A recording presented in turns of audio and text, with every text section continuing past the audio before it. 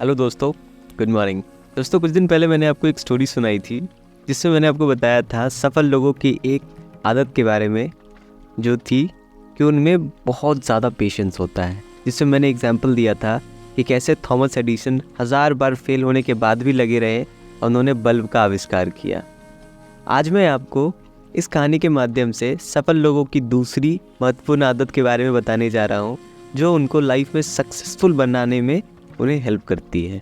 तो कहानी कुछ ऐसी शुरू होती है कि एक आश्रम के बाहर एक बाबा रोज उपदेश दिया करते थे।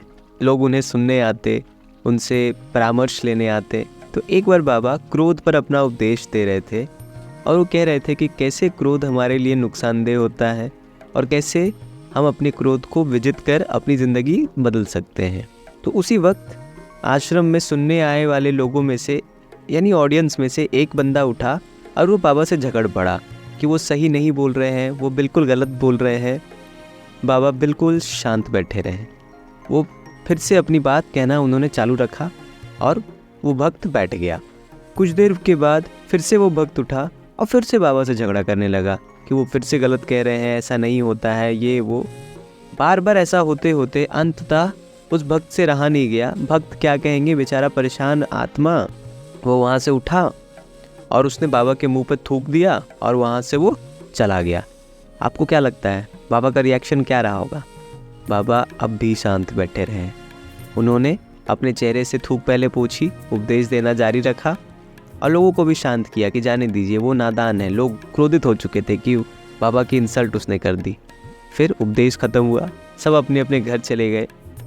रात होते होते उस व्यक्ति को अपने आप में गलानी महसूस होने लगी कि यार, बाबा जो कह रहे थे वो उनकी अपनी राय थी, मुझे अच्छी नहीं लगी, मैं चुपचाप वहाँ से चला जाता।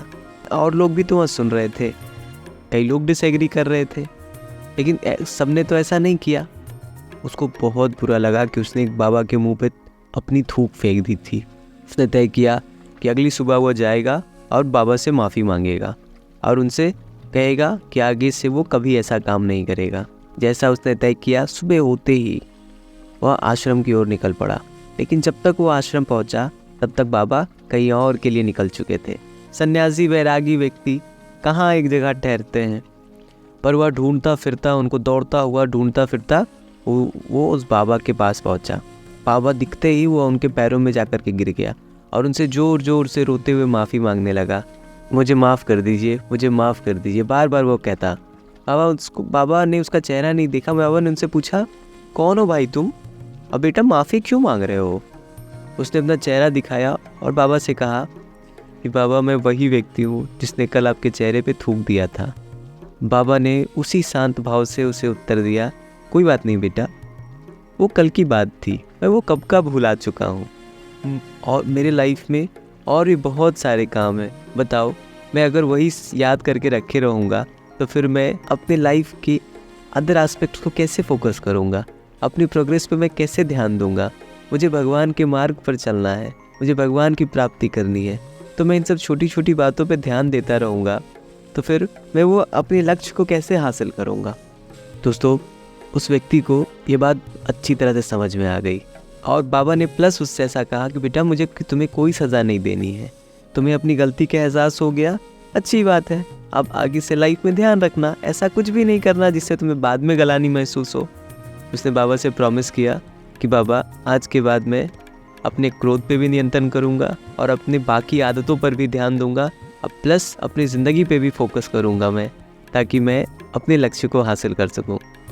दोस्तों, कहानी यहाँ पे ख़त्म होती है और एक बहुत ही प्यारी सी एक छोटी सी सीख देखने में जाती है कि कैसे सफल लोग हमेशा अपने आप पर फोकस्ड रहते हैं।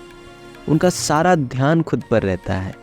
वो बाहर की दुनिया के साथ तो रहते हैं लेकिन उनकी बातों का असर उन पर नहीं होता। वो मस्त अपनी ज़िंदगी में रहते हैं, अपने लक्ष्यों पर फोकस्ड रहते हैं। कई बार उनको क्रिटिसिज्म का भी सामना करना पड़ता है लेकिन वो फिर भी लगे रहते हैं। इतिहास गवाह है, जिसने भी खुद पर ध्यान दिया है उस पर बाद में दुनिया ने ध्यान दिया है। आज जो हमेशा दुनिया पे ध्यान देता है भाई, वो तो कहीं ना कहीं गड़बड़ हो ही जाता है। कहने का यही तात्पर्य है कि हमेशा अपने प्रोग्रेस, अपने कमियों पर ध्यान देते हुए उसकी इम्प्रूवमेंट हमें फोकस करना चाहिए। धीरे धीरे धीरे धीरे ऐसा होगा कि सबका ध्यान आपकी ओर आना शुरू होगा। आई होप दोस्तों स्टोरी अच्छी लगी होगी। मिलते हैं नेक्स्ट स्टोरी में। Till then take care, bye bye.